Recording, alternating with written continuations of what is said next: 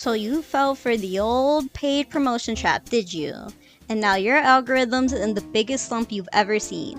Well, don't worry because I've done this before plenty of times, and here's how I got out of it. Hey y'all, it's Miss Inktoons, and I'm here with more social media management tips on how you can fix your algorithm as an artist or a creator. You see, back in 2023, I collaborated with this company, Gimme Swag Merch, on my first ever webtoon plushie. And I thought if I took out a paid promotion for this plushie, I would sell a lot more.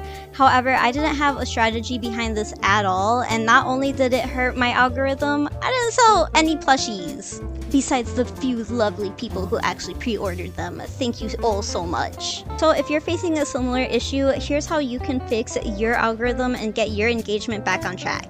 And yes, you can kind of apply this to shadow bans as well. First things first, you're going to want to take a break and start planning. Hit pause on posting to give your algorithm some time to reset and focus on building a content calendar. This means planning out a backlog of posts that you can share consistently. Aim for a regular posting schedule, whether it's weekly or bi-weekly. You're going to want to make sure you have a certain date and time which you can consistently post at. Also, avoid posting multiple times a day when you first get back into posting. This is to prevent being flagged as spam. And for all my artists, this is going to be pretty simple. Compared to live action creators, instead of trying to find multiple topics or products to niche down and talk about, just focus on centering around your art and plan on what you're posting. If you're still struggling to understand this, here's a few examples. Try having Tutorial Tuesdays where you talk about how you draw or what supplies you use. Fan Art Fridays where you post fan art from a singular fandom. Daily Comics where you just make a quick 4-panel comic about anything. Referencing my previous video, remember to think in terms of an audience. What's something people will repeatedly come back to your page to look for? Which leads me into number 2. Find your content sweet spot. Choose a content type that resonates with your audience and suits your style. Whether it's fan art, original work, or process slideshows, stick to what you can consistently produce. Avoid unrelated content like vlogs if your focus is art. Then keep it in art. If your focus is in fandoms, then keep it in fandoms. And if you're struggling to find a focus and want to do a little bit of everything, I'll be making a separate video on that a bit later. But for now, just try to think of ways that you can consistently have something in those videos as well. Number 3, and this can be kind of annoying, especially if you have trouble keeping up with trends, but leverage platform features. Use new features and tools on the platform you've chosen, such as stories, polls, or creators' insights. While it's a bit of a hassle at first, it's really not that bad once you get used to it. I recommend trying to engage with your audience through comments, especially when it comes to making video replies or posts to increase interactions and also create a story. Personally, I recommend avoiding putting filters on your art since those are used for in-person creators and will confuse the algorithm on where to put your work. Think of it kind of like how people use sounds. If a sound is trending because everybody's dancing to it, it wouldn't make sense for you to post a random comic on the basis of the sound is trending, because the algorithm's not really gonna know why you put this here. It's kind of annoying, but think of it this way. The algorithm works for an audience, not for creators. Number 4, connect with the community. Don't just focus on your own account. Engage with other creators, especially those with similar follower counts as you.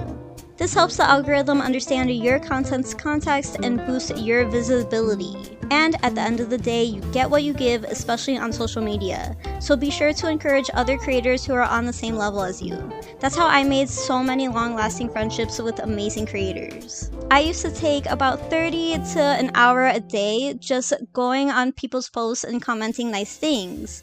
And if you're an introvert like me, I would just pick similar hashtags to what I use for my own posts and look up posts by relevance. And you're gonna see a lot of amazing artists who aren't as popular as you think they should be. 5. Create engaging content. If you're posting art just to get likes and follows, that's not really gonna do anything for you.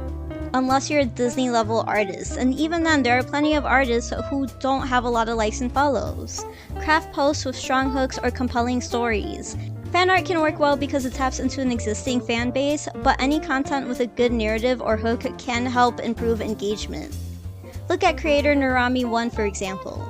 The majority of her posts are relatable short comics with her OC. Or creator Goop Smooch, whose content is mostly of his own original characters that he voices himself. Again, think from an audience perspective. What's content that you like and that you constantly find yourself going back to? 6, and y'all are gonna hate me so much for this one, but unfortunately it is the truth. Be patient. Recovery from a paid promotion slump takes time. This is because social media apps want you to keep coming back and paying for their paid promotions. So they're gonna lag a little bit when it comes to putting your stuff back out there. But more importantly, don't compare your progress to others. Instead, focus on your growth and consistency. Remember, even major brands like Disney have so many artists who make some of the world's best art, but they still have a whole separate marketing team to put that work out there in front of people's faces. And you're just a team of one person, so don't try and compare yourself to others. Instead, go back and compare yourself to your old self. Look at old posts and think of how you could have improved this. Research trending posts or posts that got big in the past and see what you were missing. If you need a time frame to figure out how long this is gonna take, personally it took me about a month or a month and a half to get back on track with my algorithm. And remember, all social media is built off of gambling technology, so you may just get lucky after the first few posts. Be sure to follow these steps, stay consistent, and most importantly, keep working on improving your art. And you can watch your engagement start to climb back up again. And if you found this video helpful, be sure to drop a follow and a like and a comment, and I'll be sure to keep posting more social media management tips for artists and creators.